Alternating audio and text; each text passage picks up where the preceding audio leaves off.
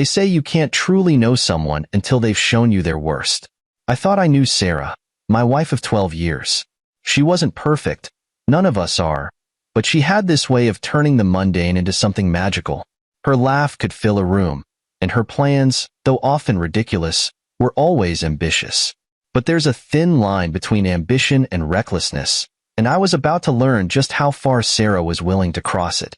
It started with the debt. I had no idea about it at first. She didn't say a word, and frankly, I didn't think to ask. We shared a roof, a son, and a life, but not everything, apparently. Not our financial troubles. I was the steady one, always calculating expenses, tucking away savings when I could, ensuring there was enough for Noah's school fees and our daily needs. Sarah, on the other hand, believed in living in the moment. And that's what she did. Now, I'm not here to paint Sarah as a villain. At least, not entirely. She had her dreams, and I respected them. But when her dreams started to require $20,000 that we didn't have, I'd have expected her to, at the very least, loop me in. She didn't. Instead, she went behind my back, took out a loan, and handed me a financial bomb with the timer set to explode in my lap. The day she left, it all came crashing down.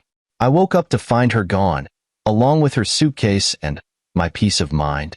Noah was still asleep, blissfully unaware of the chaos waiting to greet me. I found the note on the kitchen table, scrawled in her loopy handwriting. I need to follow my heart. Handle the debt, Jacob. It's yours now. At first, I laughed. I don't know why. Maybe it was the absurdity of it all.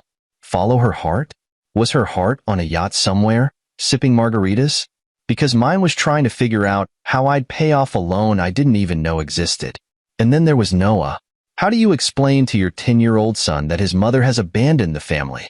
You don't, not at first. You tell yourself that you'll shield him from the mess for as long as you can. But Noah isn't just any kid. He's sharp. Too sharp. I've always been proud of his intelligence, but in moments like these, I almost wish he weren't so perceptive. The house felt emptier without Sarah, not just physically, but emotionally. She had this way of filling spaces, even when she wasn't trying.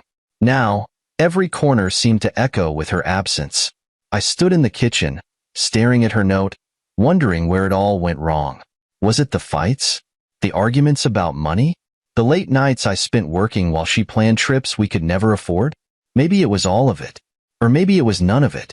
Maybe this was just who she was, and I was the fool for not seeing it sooner. But then, there was Noah. My anchor. My reminder that, no matter how much of a mess Sarah left behind, I still had a reason to keep going. He was my priority now. Not the debt. Not the betrayal. Just him. And so, I folded Sarah's note, placed it in my pocket, and made a silent vow. I wouldn't let her actions define the life we'd build moving forward. Of course, that was easier said than done.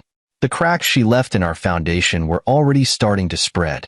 I hadn't even begun to figure out the extent of the damage, and yet, the weight of it was already pressing down on me.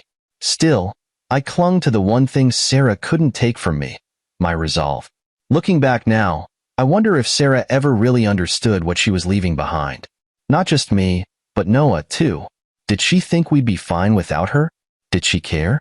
Maybe I'll never know. But as I stood in that kitchen, staring out the window at a future I couldn't yet see, one thing was clear. She'd made her choice. And now, I had to make mine. They say betrayal hits hardest when it's unexpected, but I can't say I didn't see the cracks forming. The problem is, even when you see them, you don't believe they'll break. Not until they do. And when Sarah left, it wasn't just my heart that broke. It was my sense of stability, my trust, and frankly, my pride. The first day after Sarah's departure, I found myself pacing the living room like a caged animal. Every step felt heavier than the last, weighed down by the questions I couldn't answer. Why hadn't she told me about the loan? How could she leave Noah behind? And, God help me, why did she think this new boyfriend of hers was worth $20,000 of debt and the destruction of our family? Noah found me staring blankly at the wall that morning. "Dad, are you okay?" he asked, his voice filled with more concern than any 10-year-old should ever have to feel. I wanted to lie. I wanted to tell him that everything was fine, that his mom would be back soon, and that we'd all laugh about this one day. But Noah isn't a kid you can lie to. He has this way of looking at you, like he's peeling back the layers of your words to see the truth you're hiding. So, instead of lying, I gave him the watered-down version. Your mom needed some time away, I said, forcing a smile. She's dealing with a lot right now. His eyes narrowed, and for a moment, I thought he was going to call me out. But instead, he nodded slowly, like he was filing the information away for later. Okay, he said, but if you need help, just tell me. I can handle it. That one sentence hit me harder than Sarah's note ever could. He's 10 years old. He should be worrying about homework and soccer practice, not whether his dad can keep it together. And yet, there he was, offering me support like he was the adult and I was the one who needed looking after. As the hours dragged on, the weight of Sarah's absence grew heavier. I couldn't shake the image of her packing her bags, slipping out the door, and driving off to God knows where with some man I didn't even know. I tried to distract myself, cleaning the house, organizing bills, anything to keep my mind occupied, but nothing worked. Everywhere I turned, there was a reminder of her. The coffee cup she left on the counter, the perfume lingering on her scarf, the half-finished book on the nightstand. By evening, I was running on fumes. I sat at the dining table, staring at the pile of unopened mail, when Noah came in with a plate of peanut butter sandwiches. You didn't eat lunch, he said, sliding the plate toward me. I stared at him, my chest tightening. Thanks, buddy, I muttered, taking a bite more out of obligation than hunger. Noah watched me for a moment, then asked the question I'd been dreading all day. Is Mom coming back? I froze. How do you answer a question like that? Do you sugarcoat it? Do you give false hope? Or do you tell the brutal, unvarnished truth? I don't know, I said finally. But no matter what happens, we're going to be okay. I promise. He studied me for a long moment, his expression unreadable. Then he nodded, as if deciding to believe me. Okay, he said simply. But the truth was, I wasn't sure if I believed myself. How were we supposed to be okay with $20,000 of debt hanging over us and no plan to pay it off? How was I supposed to shield Noah from the fallout of Sarah's choices when I couldn't even shield myself? That night, after Noah went to bed, I sat in the darkened living room, running my hands through my hair and trying to come up with a plan. I felt like I was drowning, gasping for air in a sea of unanswered questions and impossible choices. But even as the weight of it all threatened to pull me under, I kept coming back to one thought. Noah. He was my anchor, the one thing keeping me grounded. I couldn't let him see me falter, couldn't let him feel like his world was crumbling around him. And so, I took a deep breath, squared my shoulders, and told myself that we'd figure it out, one step at a time. Because no matter how much Sarah's betrayal had shaken me, I couldn't let it break me. Not for my sake, but for his. You'd think finding out your wife ran off with another man would be enough of a gut punch, but Sarah had a way of making sure her betrayal had layers. The note she left behind wasn't just a declaration of her newfound freedom. It was a financial time bomb. And like an idiot, I'd been too numb to see it ticking. It was the day after she left when the first crack in her plan appeared. A letter arrived in the mail with bold red text across the top, "Final notice." I opened it, expecting a routine bill, but instead, I was staring at a demand for payment on a $20,000 loan. Her name was at the top of the letter, but the fine print was clear. Our address was listed as the guarantor, and failure to pay would impact both of us. I read the letter twice, maybe 3 times, hoping the words would rearrange themselves into something less terrifying. They didn't. The debt was real, and it was now my problem. I could feel the anger bubbling up, not just at Sarah but at myself. How had I missed this? When had she even taken out the loan? I sat there at the kitchen table, my head in my hands, trying to piece it all together. Noah walked in, his face lighting up when he saw me. "Hey, Dad. I found this article about robotics I want to show you later. You'll love it." His enthusiasm was infectious, but I could barely muster a smile. I was too consumed by the thought of how I was going to protect him from the fallout of Sarah's mess. "Sure, buddy," I said, shoving the letter into the pile of mail on the counter. "We'll check it out later." But later never came. Instead, I spent the evening digging through Sarah's things, searching for any clue about the loan. Her desk drawers were a mess of receipts and unopened envelopes, and I found nothing but frustration. Every dead end felt like another twist of the knife, a reminder that she'd blindsided me completely. It wasn't until I logged into our shared banking app that the full scope of her betrayal hit me. The savings account, the one we'd been building for years to secure Noah's future, was almost empty. A quick scroll through the transaction history revealed the culprit. Sarah had drained nearly all of it in the weeks leading up to her departure. Thousands of dollars, gone, with no explanation or justification. I slammed the laptop shut, my hands trembling with a mix of rage and disbelief. That money wasn't just numbers on a screen. It was supposed to be Noah's safety net, his college fund, our cushion against life's uncertainties. And she'd stolen it without a second thought. Noah must have heard the noise because he appeared in the doorway, his brow furrowed with concern. "Dad, is everything okay?" I forced a smile, though it felt like my face might crack under the effort. "Yeah, buddy. Just some adult stuff. Nothing you need to worry about." But Noah didn't buy it. He never does. He walked over to the table, his gaze falling on the stack of mail. "Is this about Mom?" he asked, his voice steady but soft. I hesitated. Part of me wanted to shield him from the truth, to keep pretending that everything was fine. But another part of me knew that Noah wasn't a kid you could lie to. Not convincingly, anyway. So, I sighed and gave him a version of the truth. "She left us with some problems," I said carefully. "Financial problems." Noah's eyes narrowed, and for a moment, he looked far older than his 10 years. "How bad is it?" "Bad enough," I admitted. "But I'll figure it out. I always do." He nodded slowly, then pulled out a chair and sat across from me. "Maybe I can help." I almost laughed. Not because it was funny, but because it was absurd. What could a 10-year-old possibly do to solve a $20,000 problem? But the way he looked at me, calm, determined, like he'd already made up his mind, stopped me short. "Thanks, Noah," I said, ruffling his hair. "But this is something I have to handle." He didn't argue, but there was something in his expression that made me uneasy. It was a look I'd seen before. The look he got when he was working on a project and wouldn't stop until he cracked the code. I should have known then that he was already plotting something, but I was too distracted by my own panic to notice. That night, after Noah went to bed, I stared at the loan notice again, my mind racing with questions. How had Sarah gotten approved for such a large amount? And why had she needed it in the first place? The answers felt just out of reach, taunting me like shadows in the dark. And then there was the matter of the savings account. If she'd drained it all, where had the money gone?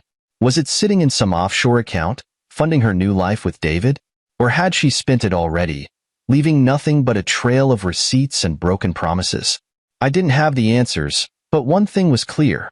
Sarah had left me with a mess I couldn't ignore. And as much as I wanted to wallow in anger and self-pity, I knew I didn't have that luxury, not with Noah depending on me. So, I did what I always do. I took a deep breath, rolled up my sleeves, and prepared to face the storm head-on. Because if there's one thing I've learned, it's that you can't outrun your problems. You can only face them one step at a time. You'd think that after discovering the $20,000 debt and the empty savings account, I'd hit rock bottom. But no. Rock bottom has a way of showing up when you least expect it, just to remind you how much farther you can fall. The next few days were a blur of bills, emails, and unanswered calls. I was trying to piece together a plan. Anything to stop this financial avalanche before it buried us. But every time I thought I was making progress, a new obstacle smacked me in the face. First, it was the realization that Sarah had used our address as collateral for the loan.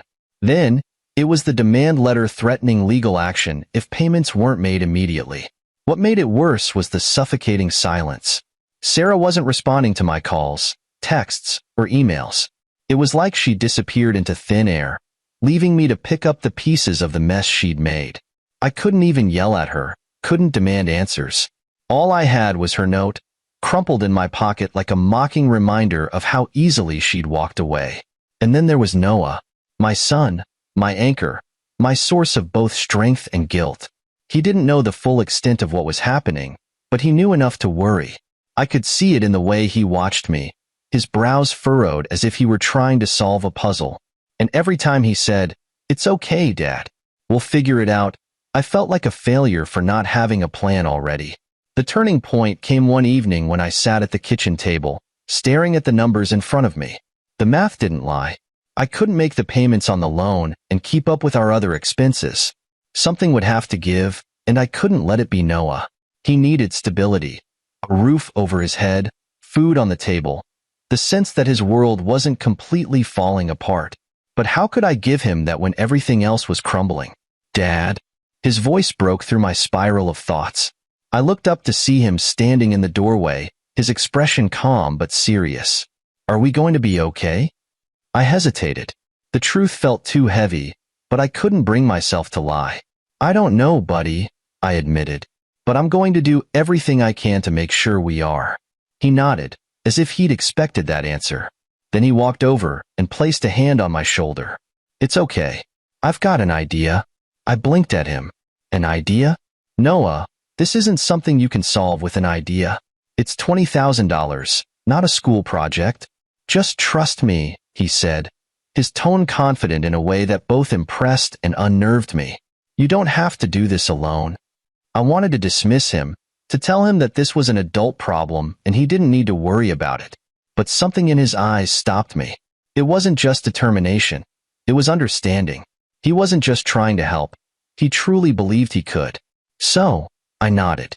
"Okay, buddy. What's your idea?" He grinned, and for the first time in days, I felt a flicker of hope. "You'll see," he said cryptically before heading off to his room. The next morning, I found him hunched over his tablet, his fingers flying across the screen. When I asked what he was doing, he simply replied, "Research." And when I pressed for details, he grinned and said, "You'll find out soon enough." At first, I thought it was a distraction, a way for him to feel like he was contributing. But as the days passed, I realized he was up to something. He'd ask me random questions about Sarah, her habits, and her favorite places. He even asked if I still had access to her email account, which I did, though I hadn't thought to use it. "Why do you want to know all this?" I asked one evening. "Just trust me," he said again, his eyes sparkling with that same quiet confidence. "I've got this." I didn't know what to make of it. Part of me wanted to push for answers, to demand he tell me what he was planning. But another part of me, a part one didn't quite understand, felt compelled to let him take the lead. Maybe it was desperation, or maybe it was the realization that he was smarter than I often gave him credit for. Whatever it was, it kept me from interfering. And as I watched him work, a strange sense of calm began to settle over me. For the first time since Sarah had left, I felt like we might actually come out of this okay. I didn't know how or when, but I believed in Noah. Looking back, that was the moment everything began to change. It wasn't just about the debt or Sarah's betrayal anymore. It was about us, me and Noah, proving that no matter how much she tried to tear us apart, we were stronger than she thought. And I'd soon learn that when Noah said, "I've got this," he meant it in ways I never could have imagined. When Noah said, "I've got this," I thought it was just his way of reassuring me, like a kid trying to lift a weight far too heavy for their little arms. But I was wrong, very, very wrong. Noah wasn't just offering empty words. He was orchestrating something far bigger than I could have imagined. It started with small, seemingly innocent questions. "Dad, do you remember when Mom got her new phone? Or did she ever tell you what app she liked to use?" At first, I thought he was just curious, maybe trying to process her absence in his own way. But as the days went by, his questions became more pointed. "Do you think Mom would have used the GPS app we all downloaded for our hike?" he asked one evening, his tone casual, like he was talking about homework. That made me pause. The GPS app. Of course.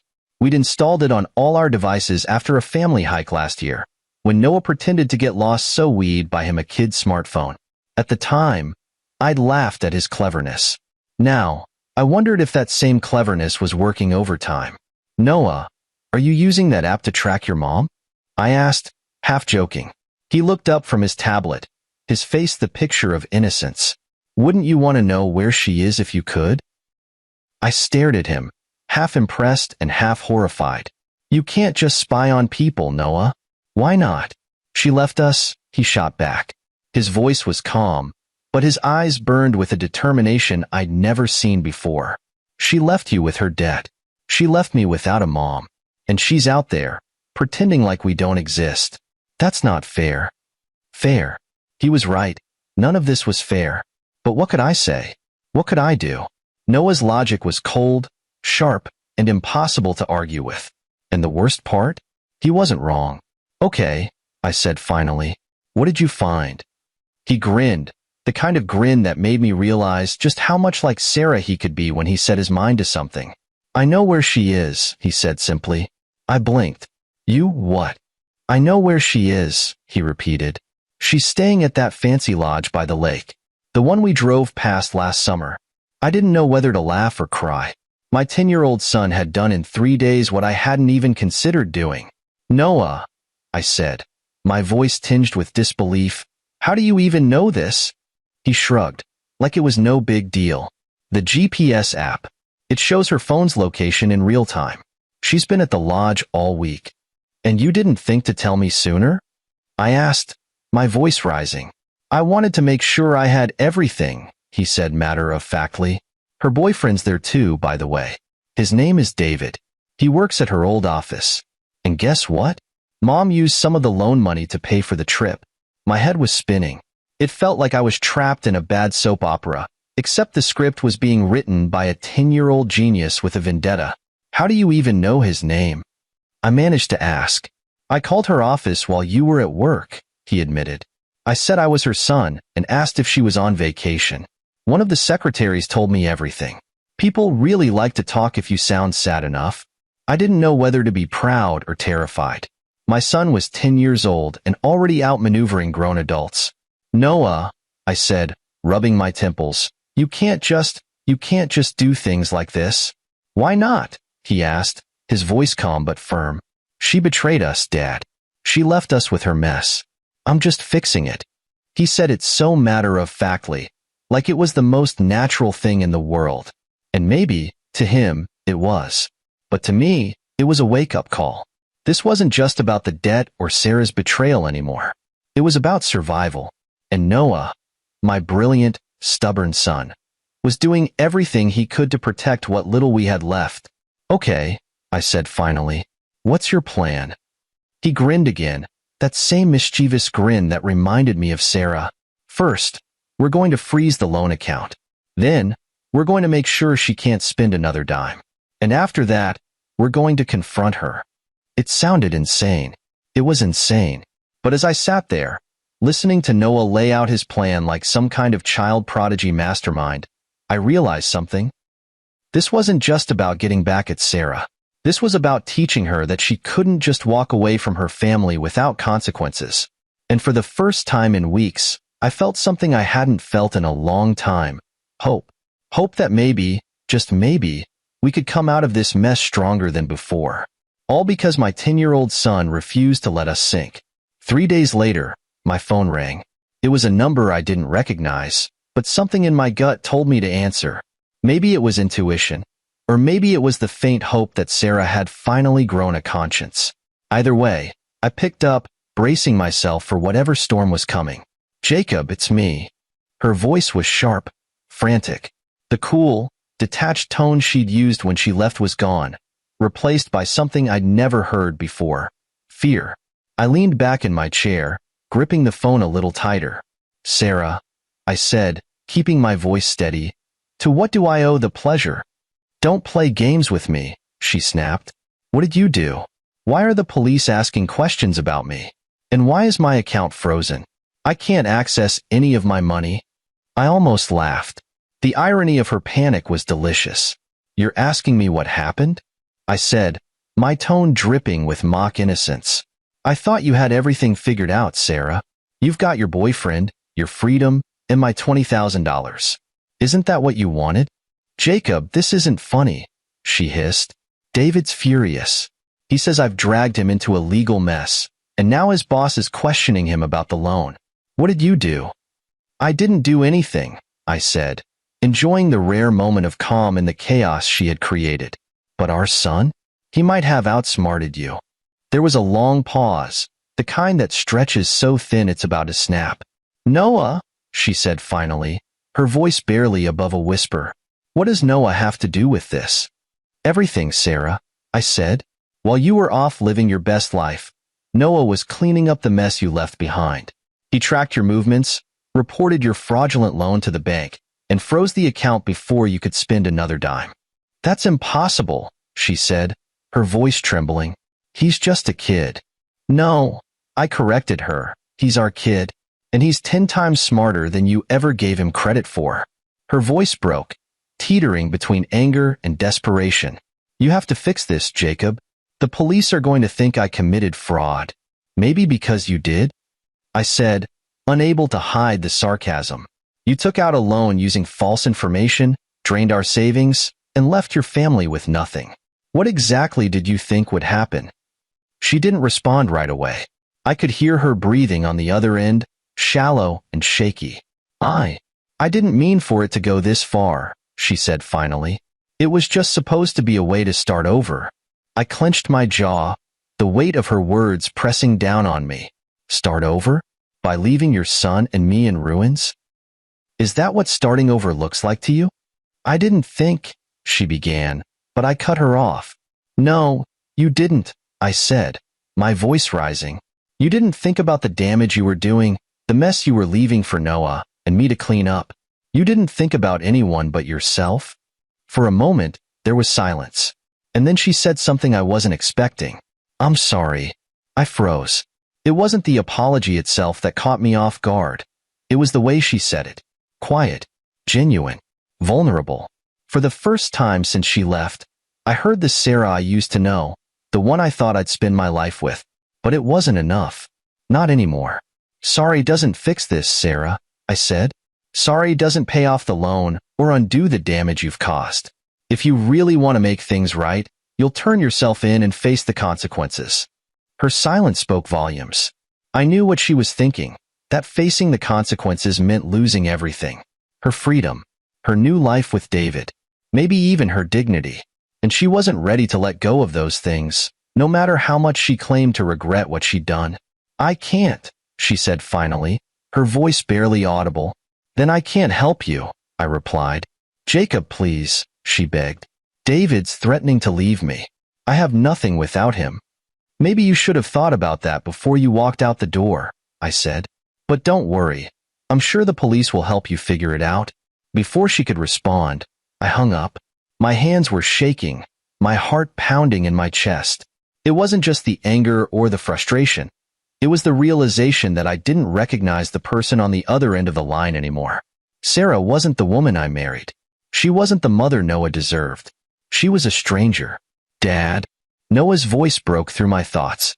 I turned to see him standing in the doorway, his arms crossed and a satisfied smirk on his face.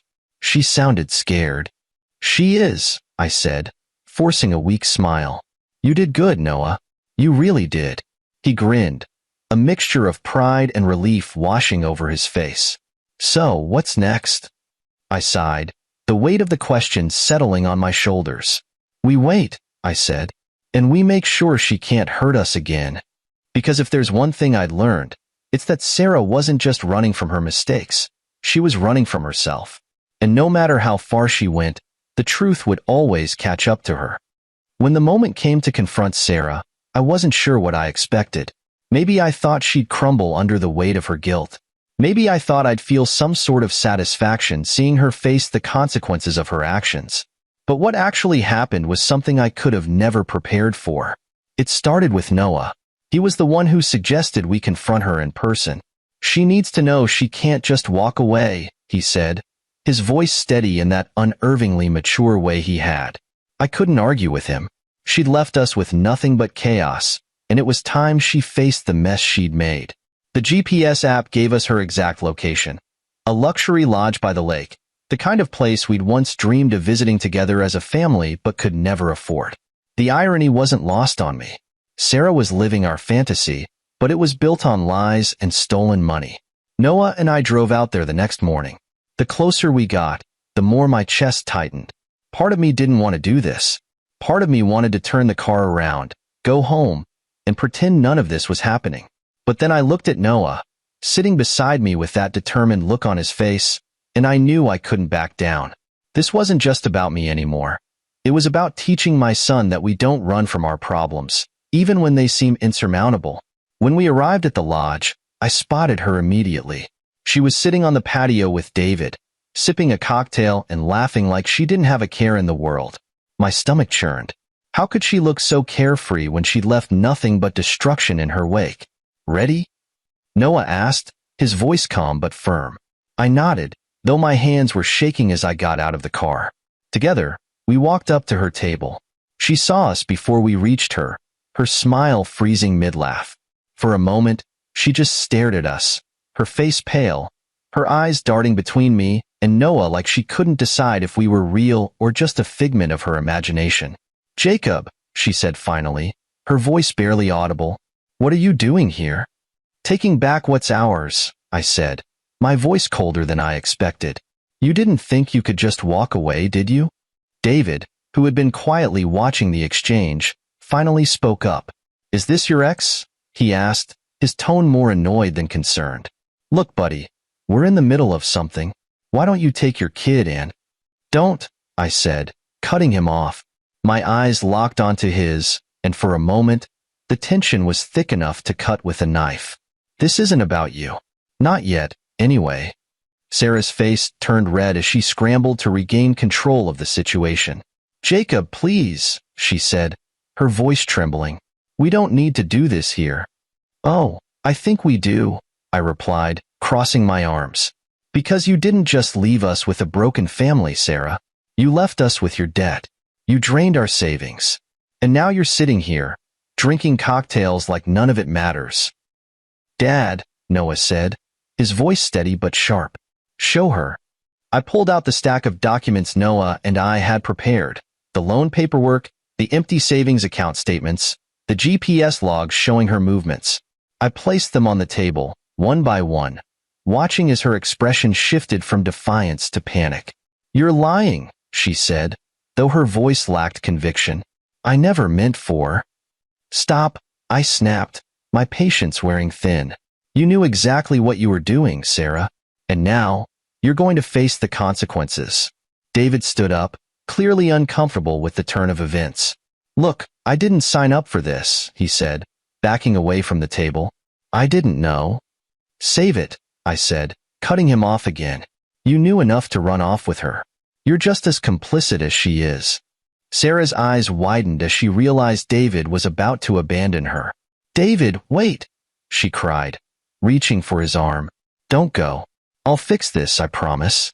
But David was already walking away, muttering something about not wanting to get involved in family drama. And just like that, Sarah was alone. You can't do this to me, she said, turning back to me, her voice trembling. You can't take everything. You took everything first, Noah said, his voice cutting through the tension like a knife. You left us with nothing, Mom. Now it's your turn. For a moment, she just stared at him, her eyes filled with something I couldn't quite place. Guilt? Regret? Fear? Whatever it wasn't enough to undo the damage she'd done. This is your chance to make it right, Sarah, I said, my voice softer now. Turn yourself in. Take responsibility for what you've done. Show Noah that you're better than this. She didn't respond. Instead, she buried her face in her hands, her shoulders shaking with silent sobs. It was the first time I'd seen her break since she left, and for a moment, I felt a pang of pity, but it wasn't enough to change my mind. Let's go, Noah, I said, placing a hand on his shoulder. We've done what we came to do. As we walked away, I glanced back one last time. Sarah was still sitting there, alone at the table, surrounded by the evidence of her betrayal. And for the first time since she left, I felt a sense of closure. After the confrontation, there was no going back, for Sarah, for me, or for Noah. That moment at the lodge had been the final nail in the coffin of whatever semblance of family we had left. Now it was time to clean up the wreckage she'd left behind. The first step was filing an official report with the police. I explained everything, the fraudulent loan, the drained savings account, and how she had abandoned us with a mountain of debt. Noah, ever the meticulous planner, had all the supporting evidence ready to hand over. The officers were impressed by how thorough it was, though I had to deflect a few questions about how a 10-year-old had gathered so much information. The officers assured me that the case was solid. Sarah had committed fraud when she falsified information for the loan, and with the bank involved, there was no avoiding the consequences. A warrant was issued for her arrest, and I was told the investigation would take its course. It was a bittersweet moment. On one hand, I felt relief knowing that justice was finally catching up with her. On the other, it hurt to know that Noah had to witness his mother's downfall at such a young age.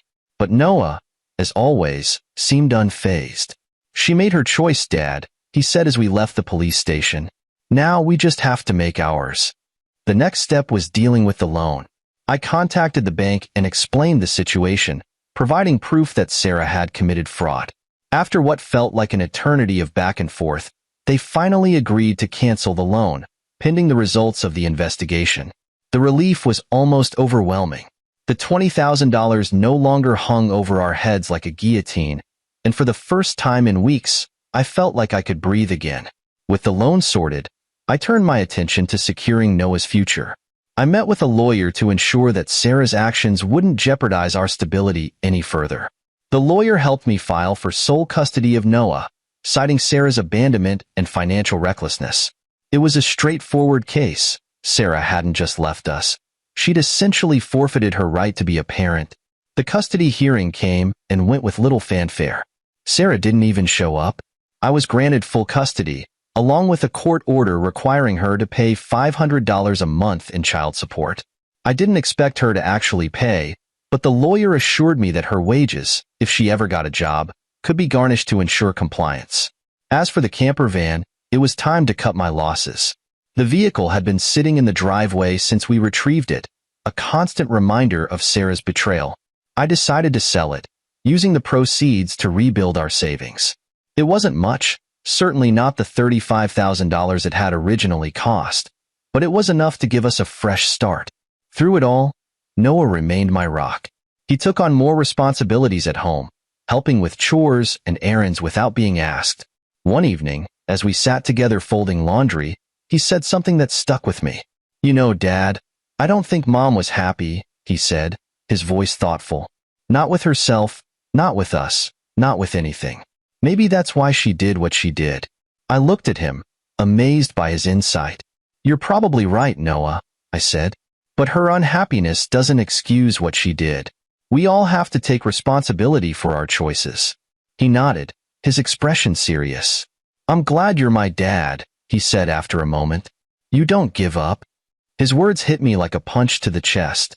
All the doubt, all the guilt I'd been carrying about not protecting him from Sarah's actions seemed to lift in that instant. I realized that while I couldn't control what Sarah had done, I could control how we moved forward. And that's exactly what I intended to do. The last piece of the puzzle was finding a way to ensure Sarah couldn't disrupt our lives again. I worked with the lawyer to place restrictions on her ability to access Noah or our finances without court approval. It wasn't foolproof, but it gave me peace of mind knowing that she couldn't just waltz back in and undo the progress we'd made. By the time the dust settled, it felt like a lifetime had passed since Sarah walked out the door. But in reality, it had been just a few short months. In that time, Noah and I had gone from being victims of her betrayal to survivors of it. We had weathered the storm together, and though the scars were still fresh, they were a testament to our resilience. I wish I could say that Sarah learned her lesson, that she turned her life around and became the person I once believed she could be. But life isn't always tied up with a neat little bow. The last I heard, she was working odd jobs and struggling to stay afloat. Part of me felt sorry for her, but I knew better than to let that pity pull me back into her orbit. She made her bed. Now she had to lie in it. The storm had passed, but its aftermath lingered, leaving cracks in the foundation of the life Noah and I were rebuilding. Yet, for the first time in what felt like forever, we had hope. Hope that we could move forward, not as a broken family, but as a stronger one. It started with the little things. Mornings became calmer without Sarah's chaotic energy dominating the house. Noah, ever the problem solver, took it upon himself to organize our days. He made a color-coded schedule for chores, schoolwork, and downtime. Efficiency is key, Dad, he said one evening, holding up a chart that could have rivaled the work of any corporate planner. I couldn't help but laugh. You know you're 10, right? You're supposed to be worrying about video games, not chore schedules. Someone's gotta keep this place running, he replied with a smirk. It was moments like these that reminded me just how much he'd grown in the past few months. He wasn't just my son anymore. He was my partner, my teammate. Financially, things were stabilizing. Selling the camper van had given us a small cushion, and with the loan canceled, the pressure on my shoulders eased considerably. I picked up extra shifts at work when I could, determined to rebuild the savings Sarah had drained. It wasn't easy, but every dollar I saved felt like a small victory, a step toward a future where Noah and I didn't have to look over our shoulders. Noah, of course, was always finding ways to help. One afternoon, I came home to find him standing at the kitchen counter, a tray of cookies cooling beside him. "What's this?"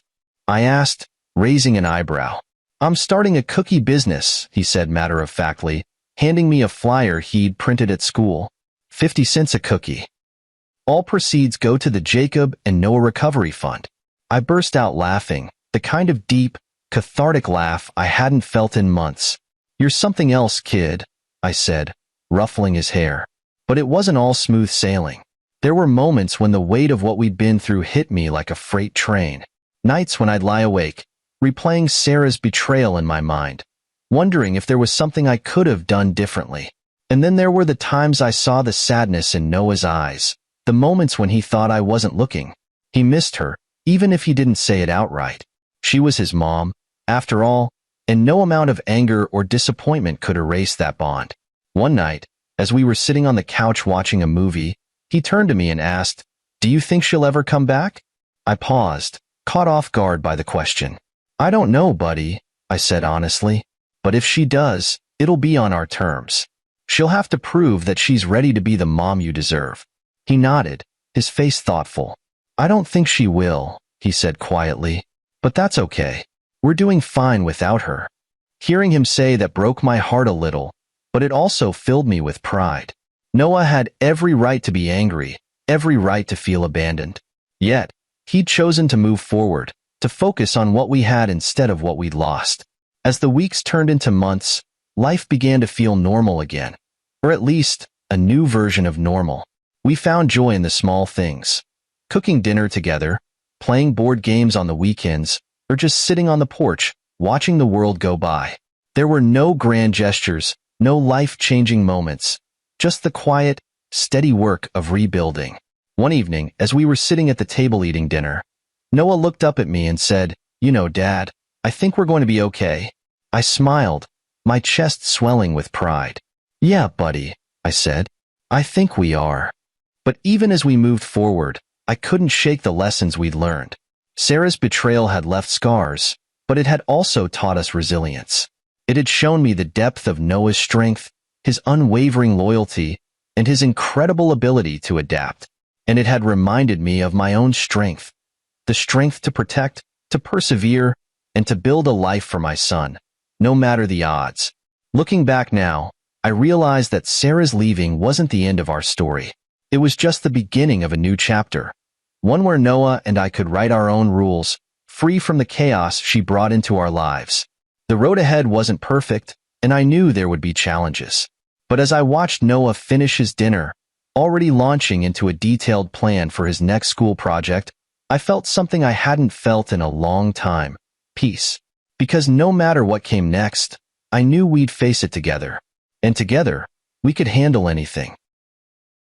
The air in the Whitmore Estate dining room was thick with the smell of fresh coffee and old money. I sat at the long mahogany table, my tattoo tight, my hands folded like a kid waiting for permission to speak. Clara was across from me, laughing at something her cousin said, her eyes bright in a way they hadn't been with me in months. Her family filled the room, uncles in tailored blazers, aunts with diamond earrings, all of them trading stories about vacations I'd never been invited to. I was Miles Harrington, the guy who married into this, the one they tolerated because Clara said I do 6 years ago. But I wasn't one of them. Never would be. I sipped my orange juice, trying to blend into the wallpaper, when Julian, Clara's older brother, leaned across the table. His cufflinks glinted under the chandelier. "Miles," he said, loud enough for everyone to hear, "you're awfully quiet. Don't they teach you how to talk at those community colleges?" A few chuckles rippled around the table. My jaw tightened, but I forced a smile. I'd learned to let his jab slide. Clara said it was easier that way.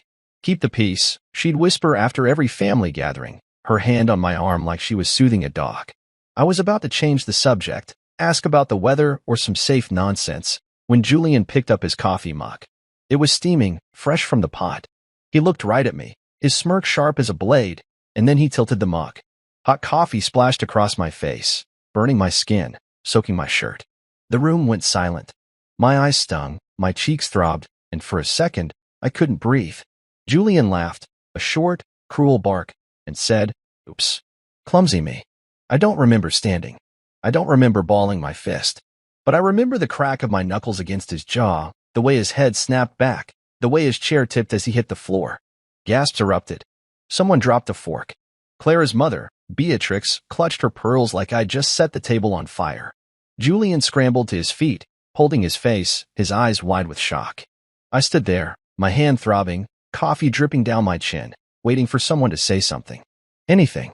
Clara stared at me, her mouth a thin line, her eyes cold as the marble floor. No one asked if I was okay. No one called Julian out for what he'd done. Beatrix rushed to her son, cooing over him like he was a wounded child, not a 38-year-old man who just assaulted me. My father-in-law, Edward, cleared his throat and said, "Miles, perhaps you should step outside." Step outside. Like I was the problem. I looked at Clara again, waiting for her to stand up, to say, "Julian, what the hell?" But she didn't. She folded her napkin, set it neatly on the table, and looked away. My chest burned worse than my face. I walked out of the dining room, through the foyer with its crystal chandelier and family portraits, and onto the front porch. The Connecticut air was crisp, the kind that makes you feel alive, but all I felt was small. I touched my cheek, red, tender, probably scarring. I'd spent years swallowing their insults, their sideways glances, their jokes about my job as a software engineer, my parents' small house, my life before Clara. I'd done it for her. For us. But standing there, with the echo of Julian's laugh in my head and Clara's silence louder than anything, I realized something. I wasn't just invisible to them. I was invisible to her too. The door behind me stayed shut. No one came after me, not Clara, not her cousins, not even the staff who'd seen the whole thing. I pulled out my phone, my hand shaking, and opened a browser. I didn't know what I was looking for, not yet, but I knew I couldn't go back inside. Not to that table, not to that life. My thumb hovered over the screen, and for the first time in years, I felt a spark of something I'd forgotten. Anger, yes, but also the faint pulse of my own worth. I wasn't going to apologize. Not this time. The balcony off the Whitmore Estate's second floor was my refuge that night, a slab of stone overlooking a manicured lawn that stretched into the dark. I leaned against the railing, the cold metal biting into my palms, my face still raw from the coffee Julian had dumped on me hours ago. Inside, the family was gathered in the drawing room. Clara's laughter floated through the open window, sharp and carefree, mixing with the clink of wine glasses and the low hum of smug voices. They'd moved on like nothing happened, like I hadn't just punched her brother in front of them all, like he hadn't deserved it. My shirt was still damp, sticking to my chest, and every breath stung where the skin on my cheeks had turned pink and tight. I pressed my fingers to it, wincing, wondering if it'd leave a mark I'd have to explain to strangers. Downstairs, after I'd walked out of the dining room, Clara had followed me, not to check on me, but to scold me. She'd stood in the foyer, her arms crossed, her blonde hair perfect even in her anger, and said, "You should take every insult and apologize, Miles. That's how this works. How this works." Like I was a guest who'd broken some sacred rule, not her husband who'd just been humiliated. I'd stared at her, waiting for something sympathy, a flicker of loyalty, but her eyes were hard, her mouth set. "He burnt me, Clara," I'd said, my voice low, shaky. He poured hot coffee on my face. She'd sighed, like I was being dramatic, and muttered, "Julian's just like that. You know how he is." Then she'd turned and walked back to them, her heels clicking on the marble, leaving me standing there like a fool. Now, out here in the night air, I replayed it over and over, her words, her dismissal, the way no one had even offered me a towel. My phone buzzed in my pocket. A text from Clara. "Come back inside. You're making this worse." Worse for who? I didn't reply. I couldn't. My throat was tight, my chest heavier than it had been in years. I'd spent 6 years trying to fit into her world. 6 years of biting my tongue when Julian called me, the help, at Thanksgiving, of nodding along when Beatrix asked if my parents' house had indoor plumbing, of pretending I didn't notice Edward's frown every time I spoke. I'd done it because I loved Clara, because I thought she saw me even if they didn't. But tonight, with the burn on my face and her words ringing in my ears, I saw the truth. She didn't see me either. She saw a role I was supposed to play, quiet, agreeable, invisible. I paced the balcony, my shoes scuffing the stone, my mind racing. The anger was still there, hot and alive, but beneath it was something else, disgust, maybe, or exhaustion. I'd shrunk myself for them, for her, until I barely recognized the man I'd become. I thought about my dad, how he'd taught me to stand up straight, to shake hands firm, to look people in the eye. He'd died 3 years ago, and I wondered what he'd say if he saw me now, letting a guy like Julian walk all over me. My mom's voice echoed too. She'd always said, "Miles, you're enough." But I hadn't felt enough here, not in this house, not with these people. I stopped pacing and gripped the railing, staring out at the shadows of the trees.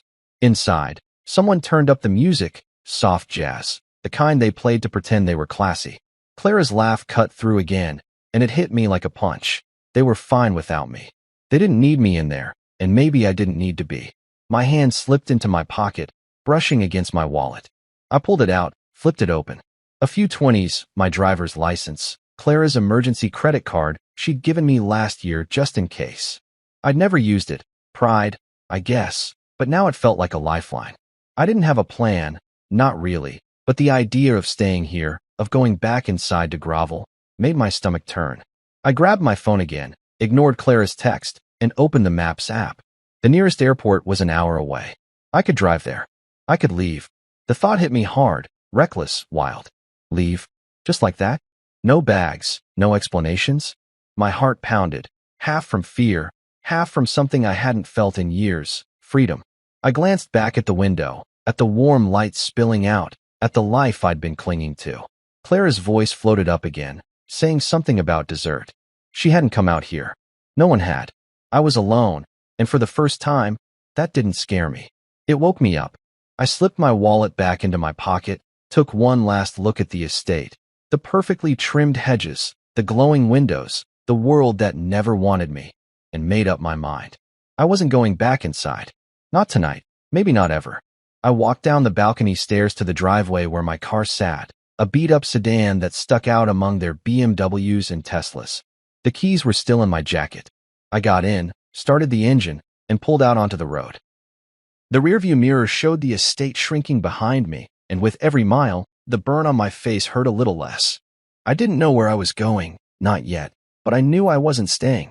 Not for her, not for them, not for the man they wanted me to be. The highway stretched out in front of me, a ribbon of asphalt cutting through the Connecticut night, the dashboard clock glowing 11:47 p.m.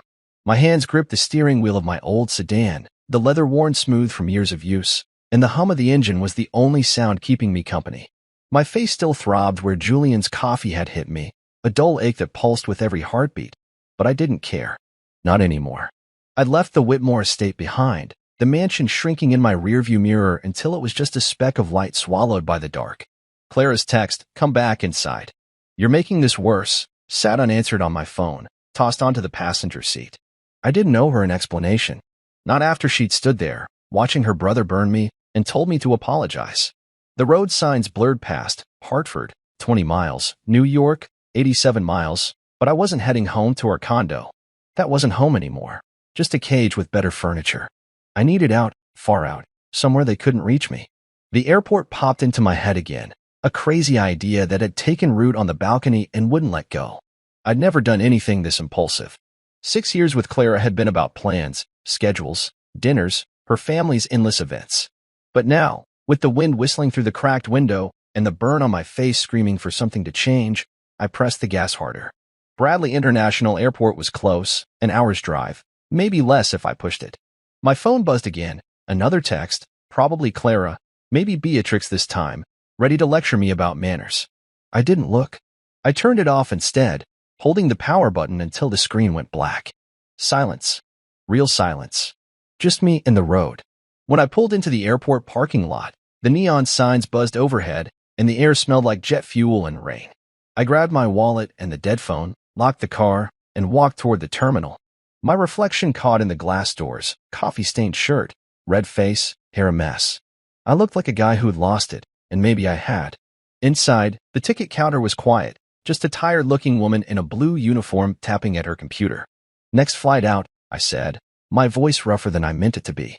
She raised an eyebrow. Anywhere specific? I shook my head. International. One way. She clicked a few keys, her eyes flicking to my stained shirt, then back to the screen. Paris. Leaves in 2 hours. Got a passport? I nodded, pulling it from my wallet. Clara had insisted I keep it there after a trip to London she dragged me on 2 years ago. That'll do, I said. She typed some more, asked for the credit card, Clara's emergency one. And I handed it over without a second thought. The machine beeped, the ticket printed, and she slid it across the counter. Gate 47. Better hurry. I took it, my fingers brushing the paper, and felt a jolt, like this was real, like I was actually doing it. Paris. I'd never been, never even dreamed of it, but it sounded far enough. I turned my phone back on as I walked toward security, just to check the time, and the flood hit, 215 notifications in 5 minutes. Missed calls from Clara, voicemails, texts stacking up like bricks. Where are you? Miles, answer me. This isn't funny. Julian's name popped up too. You're done, man. I'll sue you for everything you've got. Beatrix left a voicemail, her voice dripping with venom. Miles, you ungrateful little nobody. How dare you leave like this? And Clara again. You're embarrassing us. Come back now. I stood there, the terminal buzzing around me. Businessmen with briefcases, families with whining kids, and scrolled through it all. Every message was about them, their pride, their image. Not one asked if I was okay. Not one cared about the burn on my face or the years I'd spent trying to belong. My thumb hovered over the mute button. I pressed it. The buzzing stopped, the screen dimmed, and I shoved the phone into my pocket. Security was quick, shoes off, wallet in the bin, a bored TSA guy waving me through. I grabbed my stuff and headed for gate 47, the ticket crinkling in my hand. The boarding call crackled over the intercom. Flight 618 to Paris Charles de Gaulle, now boarding Group B. That was me. I joined the line, my heart pounding, my mind spinning. Clara's face flashed in my head, her sharp cheekbones, her blue eyes that used to soften when she looked at me. I waited for the guilt to hit, the pull to turn back, to call her and say I was sorry. It didn't come. Instead, I saw Julian's smirk, the coffee hitting my skin, Clara's cold stare. I handed my ticket to the agent, a young guy with a buzz cut who didn't even look at me. Enjoy your flight, he mumbled. I nodded, stepped onto the jetway, and felt the weight lift, just a little, but enough. The plane was half full, rows of sleepy passengers settling in. I found my seat, 23C, an aisle spot next to a woman already asleep with a scarf over her face. I buckled in, leaned back, and closed my eyes. The engines rumbled, the cabin lights dimmed, and for the first time in hours, I breathed. Paris. A one-way ticket. No plan, no Clara, no Whitmores. Just me, Miles Harrington, 34, burned and bruised, but finally moving. The plane taxied, lifted off, and I didn't look back. Not at the gate, not at the life I'd left. I was gone, and it felt right. The plane touched down in Paris just as the sun peeked over the horizon, painting the sky a soft pink I hadn't seen in years. I stepped off into Charles de Gaulle Airport, my legs stiff from the 7-hour flight, my face still tender from Julian's coffee attack. My shirt was a wrinkled mess, stained brown and smelling faintly of burned beans, but I didn't care. No one here knew me. No one judged me for looking like I'd slept in a ditch. The air was crisp, tinged with the scent of jet fuel and something sweeter, maybe croissants from a nearby kiosk. I had no bags, just my wallet, my dead phone, and a passport I'd barely used. I'd landed in a city where I didn't speak the language, didn't know a soul, and for the first time in forever, that felt like a gift. I wandered through the terminal, past signs I couldn't read, until I found a currency exchange. I swapped the last of my dollars for euros, crisp bills that felt foreign in my hand, and grabbed a coffee from a stand, careful to hold it far from my face this time. The burn on my cheek itched under the fluorescent lights, but I ignored it. I needed a place to crash, somewhere cheap and quiet. So I pulled up an app on my phone, using the airport Wi-Fi since I hadn't turned the data back on. Clara's messages were still there, lurking, but I didn't open them. I booked an Airbnb in the 11th arrondissement, a small studio with a bed, a sink, and a window overlooking a courtyard. The host, a guy named Pierre, said I could check in early. I took a cab from the airport, the driver rattling off French I didn't understand, and watched the city unfold.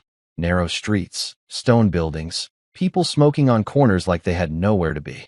When I got to the place, it was exactly as promised. Simple, clean, mine for now. I dropped my wallet on the table, kicked off my shoes, and stood by the window, staring at the cobblestones below. No Whitmores, no Clara, no expectations. Just me. That first day, I walked. No map, no plan, just my feet on the ground, the cold biting through my jacket.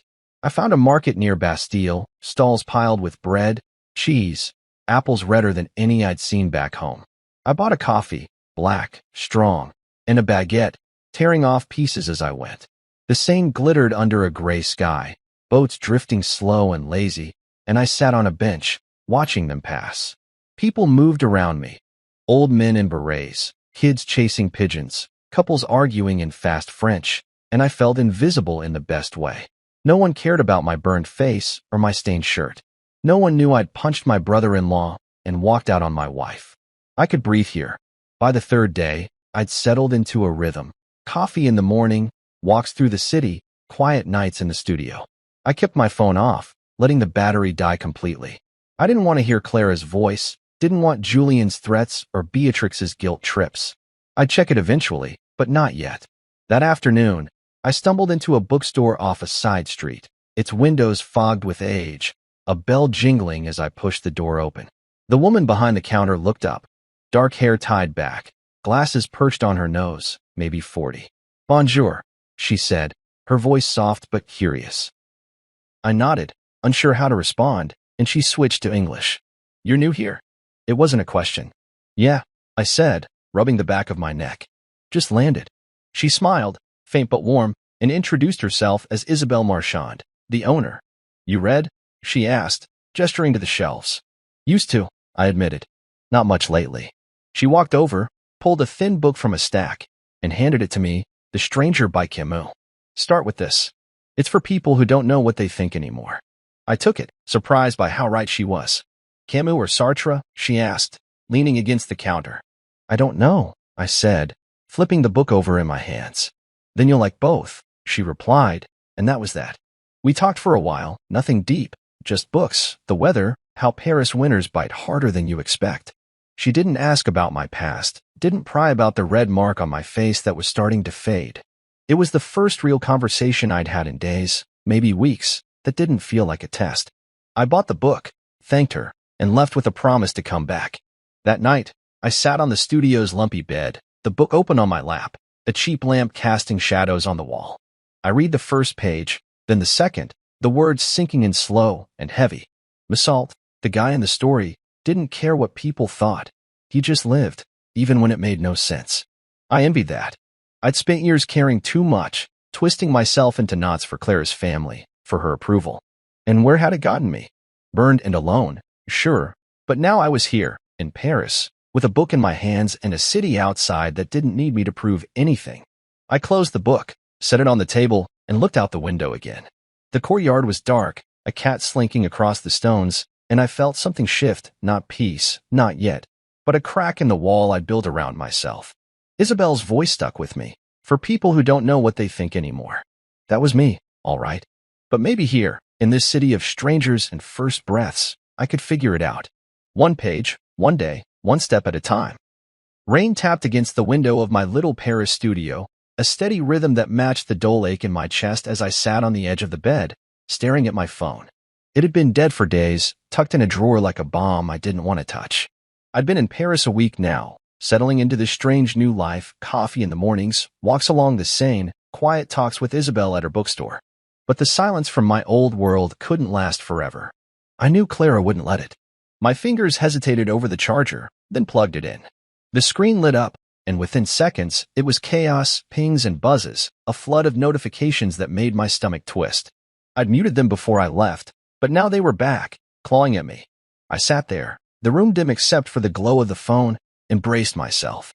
First came the missed calls, dozens from Clara, a few from Beatrix, even one from Edward, which surprised me. He never called, just glared across tables like I was a stain on his legacy. Then the texts Clara's name over and over, a wall of words I didn't want to read but couldn't ignore. Miles, where are you? We need to talk. You can't just run off like this. We can fix this. You embarrass me. Julian's furious. Come back and make this right. I scrolled, my throat tightening with every line. Not one asked if I was hurt. If the burn on my face still stung, it didn't. Much. Just a faint pink now, or if I was okay after what happened. It was all about them, their feelings, their perfect little world I dared to disrupt. Beatrix had emailed too, a long one titled, Your Behavior, and I opened it because I couldn't help myself. Miles, it started. Your actions at the reunion were deplorable. We welcomed you into our family, gave you opportunities you'd never have dreamed of, and this is how you repay us? Running off like a child? Clara's devastated. I've attached a list of therapists, please seek help. I stopped reading, closed it, let the phone drop onto the bed. Therapists. Like I was the one who needed fixing, not the guy who'd scalded me, not the wife who'd told me to apologize for it. Julian had posted on X too. I saw it when I checked the app, a photo of his bruised jaw with the caption, some people crack under pressure. Sad. Likes and comments piled up, mostly from Whitmore cousins and friends, all agreeing I was the villain. I didn't reply. What was the point?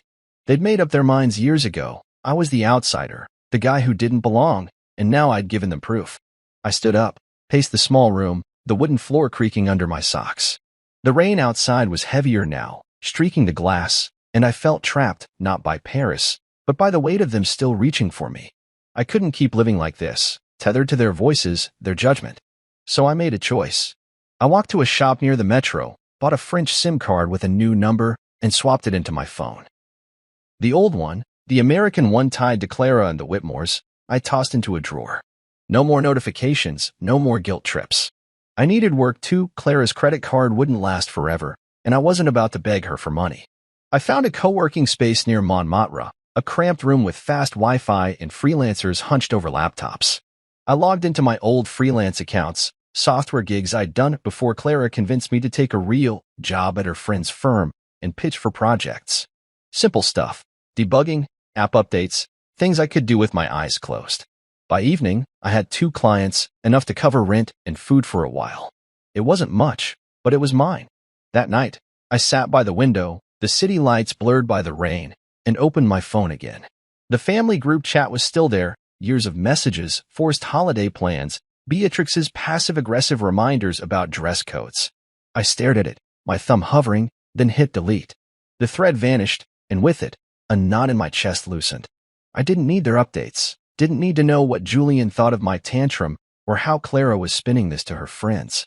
I was done. The next day, I walked along the canal, the water gray and choppy, the air cold against my face. I stopped at a bridge, leaned on the railing, and watched a boat glide underneath. A guy was fishing nearby, his line bobbing in the current, and he nodded at me like we were old pals. I nodded back. It was small, stupid maybe, but it felt good, better than any Whitmore handshake ever had. I kept walking, past cafes with steamed-up windows, past kids kicking a soccer ball in an alley. I bought a coffee, sat on a bench, and let the city hum around me. My new number buzzed, a client confirming a deadline. No Clara, no Julian, just work, just me. I sipped the coffee, careful not to spill, and thought about Isabel's book, The Stranger, still half-read on my table. Basalt didn't care about pleasing anyone. He just existed. I wasn't there yet, but I could feel it starting, this letting go. Paris didn't need me to be anything but here, and for now, that was enough. I finished the coffee, tossed the cup, and kept walking, the rain a soft drumbeat behind me. A month in Paris had changed me, not in big, loud ways, but in the quiet ones that sneak up on you. I'd gotten used to the rhythm of the city, the clatter of metro trains, the smell of bread wafting from bakeries, the way strangers nodded instead of smiled. My studio in the 11th arrondissement was home now, its creaky bed and chipped sink familiar in a way Clara's polished condo never was. The burn on my face had faded to a faint pink scar, barely noticeable unless you looked close, and I didn't mind it anymore. It was proof I'd survived something. But there were pieces of me still back in New York, things I couldn't leave behind forever. Not the life with Clara, not the Whitmore world. I was done with that. But the small stuff that mattered. My dad's wooden toolbox, scratched and heavy with memories of him showing me how to fix a leaky faucet. The books I'd read in college, dog-eared paperbacks that got me through late nights. My mom's old Polaroid camera, the one she'd used to snap blurry shots of me as a kid. I'd left them in the condo when I bolted, and now, sitting by the window watching Paris wake up, I knew I had to go back for them. Not to stay, not to fix things, just to reclaim what was mine. I booked a round-trip flight that morning, using the last of Clara's credit card before my freelance money kicked in. The plan was simple. Fly in, get my stuff, fly out. No talking, no fighting, just in and out. The flight back was long, the cabin air stale, and I kept my head down, avoiding the chatty guy next to me who wanted to talk about wine. Landing in New York felt like stepping into a memory I didn't want. JFK's chaos, the gray skyline, the weight of everything I'd run from. I took a cab to the condo, my key still on the ring, and stood outside the building for a minute, staring up at the windows. Our place, hers now, was on the 5th floor, and I wondered if she'd changed the locks. It was mid-afternoon, a Tuesday, and I figured she'd be at work, but when I turned the key and pushed the door open, there she was. Clara, standing in the kitchen, a glass of water in her hand, her eyes wide like she'd seen a ghost. "Miles," she said, her voice soft, shaky. "You came back." I stepped inside, shut the door behind me, and kept my tone flat. "Just for my things." She set the glass down, her blonde hair pulled back tight, her face thinner than I remembered. She was still beautiful, but it didn't hit me the way it used to. "You don't have to do this," she said, stepping closer. "We can talk." Julian apologized. He didn't mean it. "We can go to therapy, figure this out." I shook my head, moving past her to the hall closet where I'd stashed my stuff. "You watched him burn me, Clara. You told me to apologize." She followed, her voice rising. "I was upset. It was a mess, okay? But running off to God knows where. That's not how you fix things." I pulled out 2 cardboard boxes from under the stairs, the ones I'd used when I moved in, and started packing. The toolbox first. Its weight felt good in my hands, solid, real. "I'm not fixing anything," I said, not looking at her. "I'm done." She stood there, arms crossed, her breath hitching like she might cry. "You're throwing us away." 6 years, Miles. I grabbed the books next, on the road, The Catcher in the Rye, and stacked them in the box. "You threw me away first," I said, my voice steady despite the ache in my chest. "When you picked them over me." She didn't say anything to that, just watched as I found the Polaroid camera on a shelf, its strap tangled, and tucked it in with the rest. The silence was heavy, thicker than the Paris rain, and I could feel her eyes on me, waiting for me to crack. I didn't. I taped the boxes shut, one then the other, and carried them to the door. "I'll send divorce papers," I said, finally meeting her gaze. Her eyes were wet, her mouth open like she wanted to argue, but nothing came out. "Miles," she whispered, "I didn't mean for this." I nodded, not because I agreed, but because it didn't matter anymore. "Take care, Clara." I walked out, the door clicking shut behind me, and hauled the boxes to the cab waiting downstairs. The driver didn't ask questions, just loaded them in the trunk, and I slid into the back seat, the city blurring past as we headed to the airport. My flight back to Paris was that night, and I spent it staring out the window, the Atlantic black below me. When I landed, the familiar chill of Paris hit me, and I took a cab to the studio, dragging the boxes up the narrow stairs. I set them by the bed, opened the toolbox, and ran my fingers over the hammer my dad had used to build our porch. The books smelled like dust and late nights, the camera like my mom's perfume. These were mine, not Clara's, not the Whitmores, just mine. I sat there, the city quiet outside, and felt a weight settle, not heavy, but grounding. I'd gone back, faced her, and walked away again. No yelling, no begging, just me taking what I needed. For the first time in a long time, I felt like Miles Harrington, not Clara's husband, not the Whitmore punching bag. Just me. Back in Paris, the air felt lighter, like the city had been waiting for me to come home. I'd left the studio in the 11th arrondissement for something better, a small apartment in Belleville, a working-class neighborhood with graffiti on the walls and music spilling from open windows. It was a 2-room place above a bakery, with a tiny kitchen, a bed that didn't creak, and a view of the street where old men played chess on folding tables. I'd used my freelance money to pay the deposit, no more leaning on Clara's credit card. and when I carried my 2 boxes from New York up the stairs, it felt like a fresh start. The toolbox, the books, the Polaroid camera, they found spots on a shelf I'd bought from a second-hand shop, and I liked seeing them there. Pieces of me that didn't belong to anyone else. A few days after settling in, I stopped by Isabel's bookstore to return the stranger. She was behind the counter, sorting a stack of paperbacks, and looked up with that faint smile of hers. "Finished it?" she asked, taking the book. "Yeah," I said, leaning against the shelf. "Made me think too much." She laughed, a quiet sound, and said, "That's the point."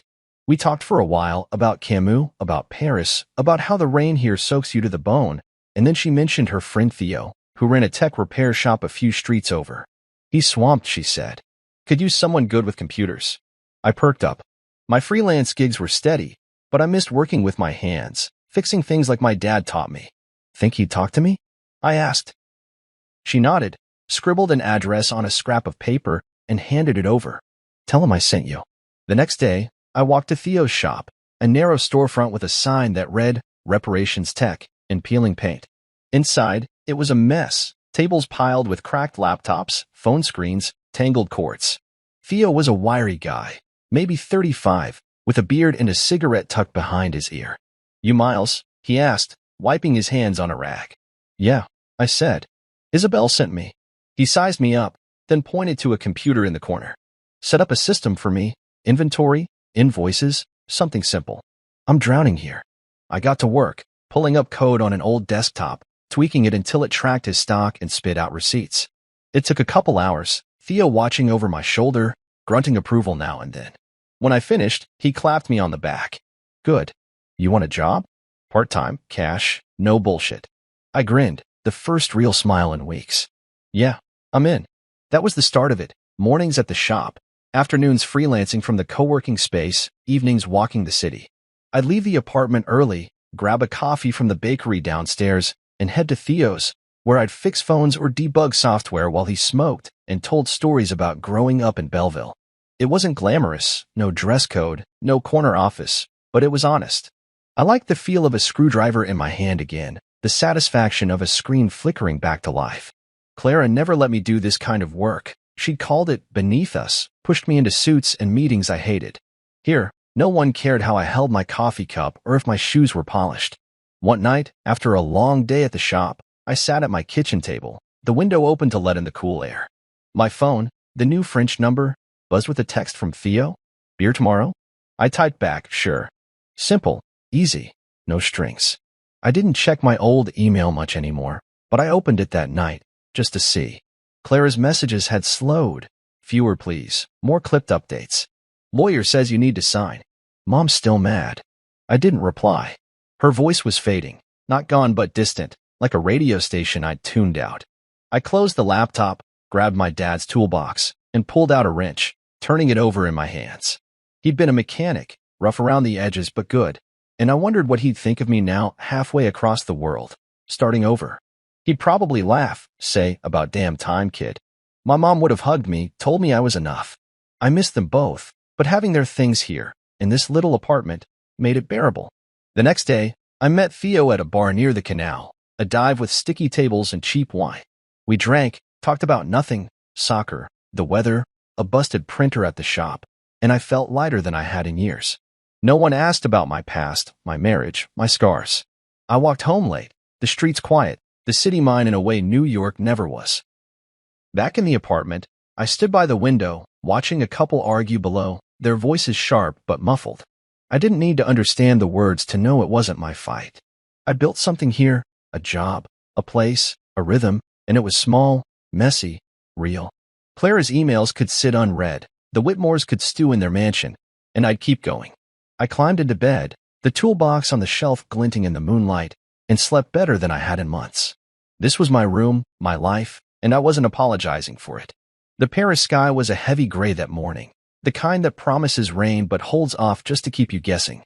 I stood in my Belleville apartment, the smell of coffee from the bakery below drifting up through the open window, and stared at an envelope I'd pulled from a pile of mail. It was handwritten, the paper thick and creamy, scented with something floral that hit me like a memory I didn't want. Beatrix's name was on the return address, Clara's mother, the queen of guilt trips and backhanded compliments. I hadn't heard from her directly in weeks, not since her last email about therapists, and I'd hoped she'd given up. No such luck. I tore it open, the paper crisp under my fingers, and unfolded a single page. Her handwriting was perfect, slanted, like she'd practiced it for this moment. Miles, it began. You humiliated our family. You walked out when Clara needed you most. We gave you everything, a place at our table, a chance to rise above your station, and you threw it in our faces. I hope you're proud of yourself, living like some vagabond while we pick up the pieces. I stopped reading, the words blurring into a familiar venom I didn't need to finish. She'd always seen me as less than Julian, less than Clara, less than the Whitmore name, and this was her last shot, a perfumed dagger mailed across an ocean. I crumpled it, walked to the door, and headed out. The Seine wasn't far, a 10-minute walk through Belleville's winding streets, and I needed to move, to shake her voice out of my head. The river was choppy that day, the water slapping against the stone banks, and I stood on a bridge, the letter still balled in my fist. I thought about Clara, her thin face when I'd gone back for my things, her pleas for therapy, and Beatrix's version of everything.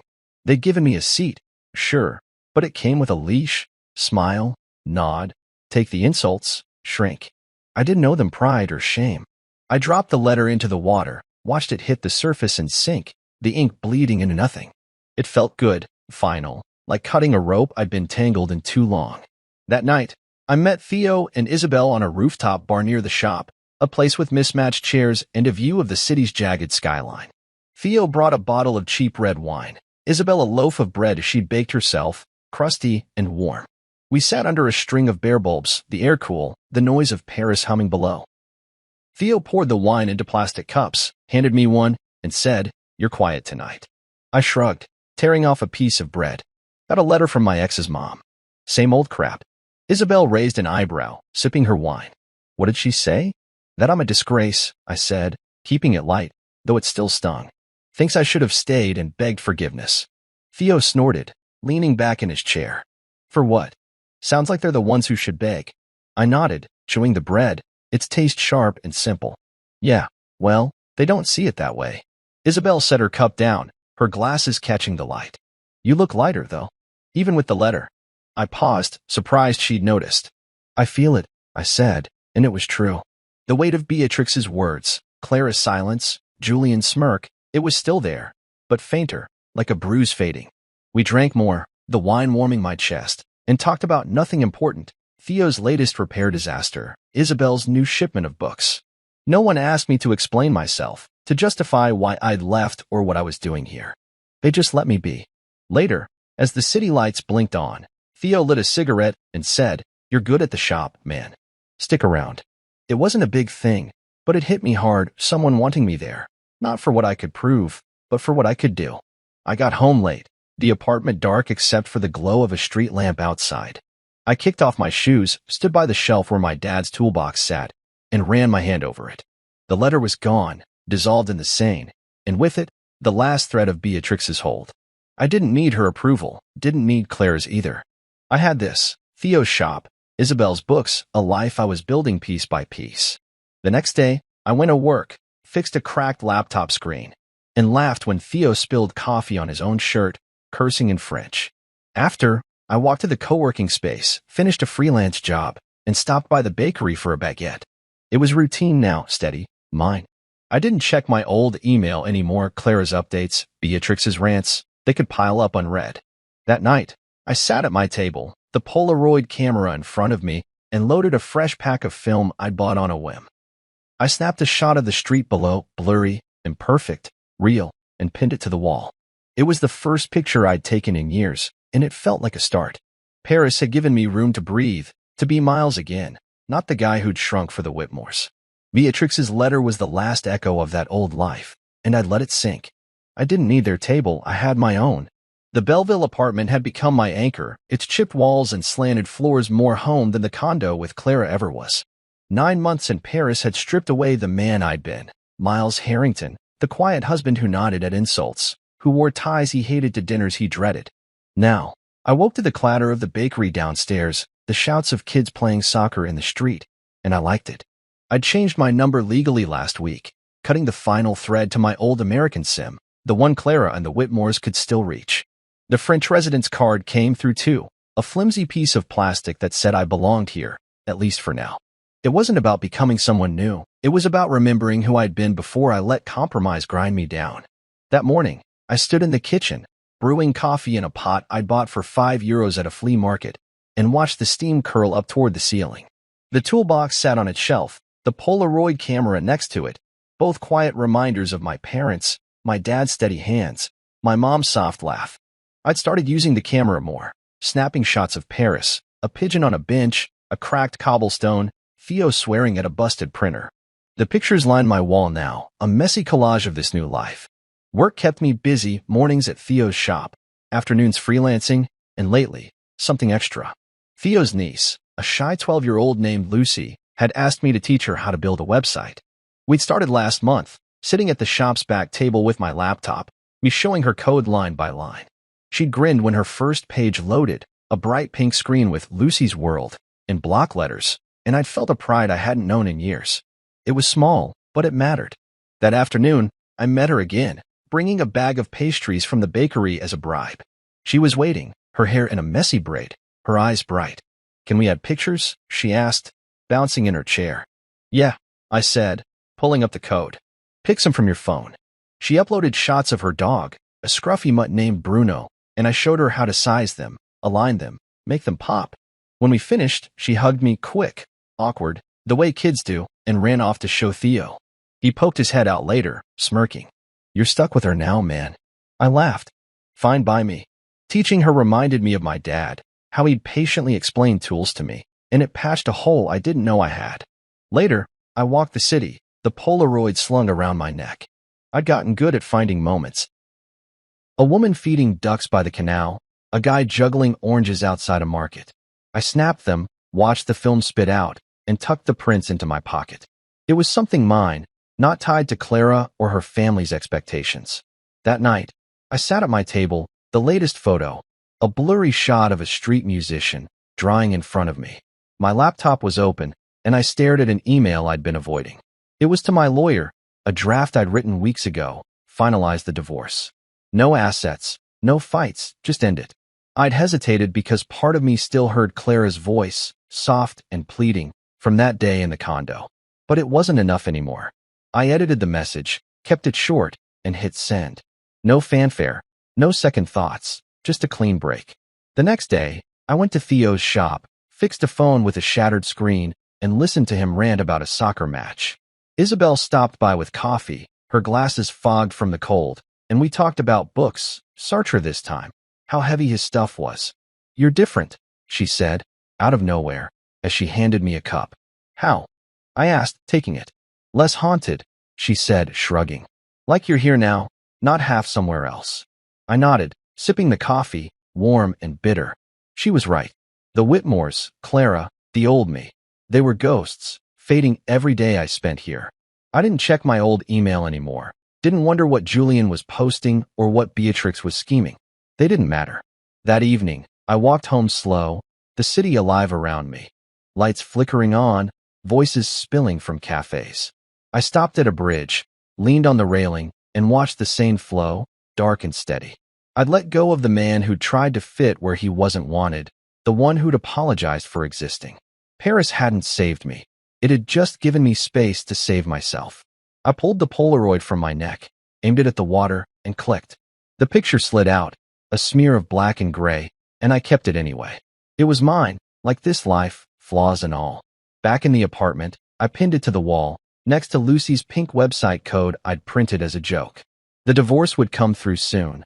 Papers in the mail, a signature, done. No calls, no drama. I didn't need Clara's okay to be me again. I climbed into bed, the street quiet outside, and slept deep, the weight of 9 months lifting. I was Miles Harrington, 34, not a Whitmore appendage, not a husband in name only, just a guy with a camera, a job, a kid who thought I was cool. And that was enough. A year in Paris had carved me into someone I recognized again, someone I liked. I'd moved up from the small Belleville apartment to a 2-bedroom loft above Theo's repair shop, a place with high ceilings, creaky floors, and a window that framed the city like a painting. The rent was cheap. Theo cut me a deal since I kept his systems running. and the extra room held my dad's toolbox, my mom's Polaroid camera, and a growing stack of books from Isabel's shop. I woke early most days, the sun slipping through the blinds, and brewed coffee in a pot that rattled on the stove.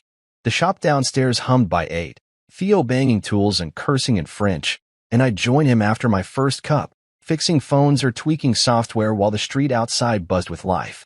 That morning, I stood at the window, coffee in hand, watching a guy sweep the sidewalk below, his broom kicking up dust that caught the light. A year ago, I'd been on a plane, burned and broken, running from Clara and her family. Now, I was here, rooted in a life I'd built from scratch. The divorce had come through months back, papers signed, no fights, just a quiet end mailed to my lawyer.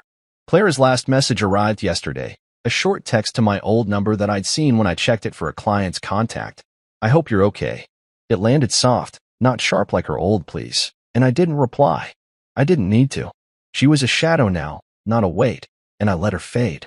Work kept me steady, Theo's shop was busier than ever, and I'd taken on more hours, my hands as comfortable with a soldering iron as they'd been with code. Lucy still came by, her website now a sprawling mess of dog pics and bad poetry, and I'd grin every time she showed me a new page. You're famous, she'd say, pointing to her About section where she'd listed me as Tech Guy Miles. It made me laugh, the kind of laugh that felt easy, not forced. Freelancing filled the gaps, small gigs that paid the bills and left me time to walk the city with my camera. I'd filled a shoebox with Polaroids, bridges, strangers, Theo Midrant, and pinned the best ones to the loft's walls. They weren't art, just moments, but they were mine. That afternoon, I met Isabel at her bookstore, the bell jingling as I walked in. She was shelving a stack of battered novels, her hair tied back with a scarf. Coffee? She asked, nodding toward a thermos on the counter. Always, I said, pouring a cup. We sat by the window, the street outside alive with delivery bikes and shouting vendors, and talked about nothing big, her latest read, my latest repaired job. You're staying then, she said, out of the blue, her eyes on me over her glasses. Yeah, I said, surprised by how sure I sounded. This is home now. She smiled, small but real. Good. Paris suits you. It did.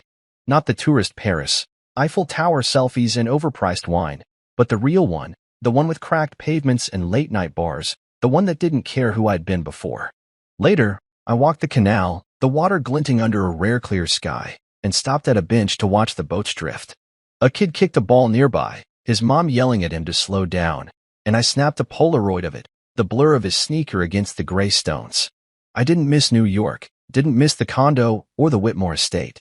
I missed my parents sometimes, their voices, but I had their things, the toolbox, the camera, and that kept them close.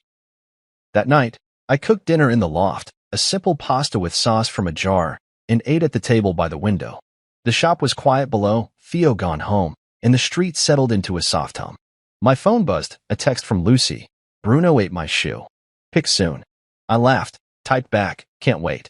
No calls from Clara, no emails from Beatrix, just this, friends, work, a life that fit.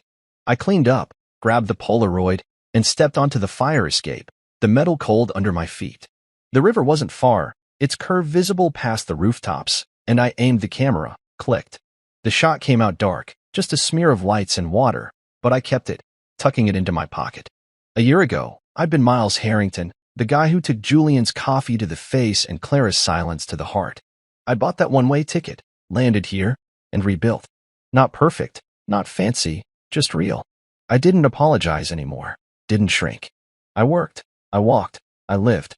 Back inside, I pinned the river shot to the wall, next to a picture of Theo flipping me off and one of Lucy's dog Midbark. The loft smelled like coffee and solder, the city breathed outside, and I climbed into bed, the sheets cool against my skin. Clara's "I hope you're okay" echoed once, faint, then slipped away. I was okay, better than okay. I was me, and Paris held me steady. Sleep came fast, deep, the river's quiet song in my bones.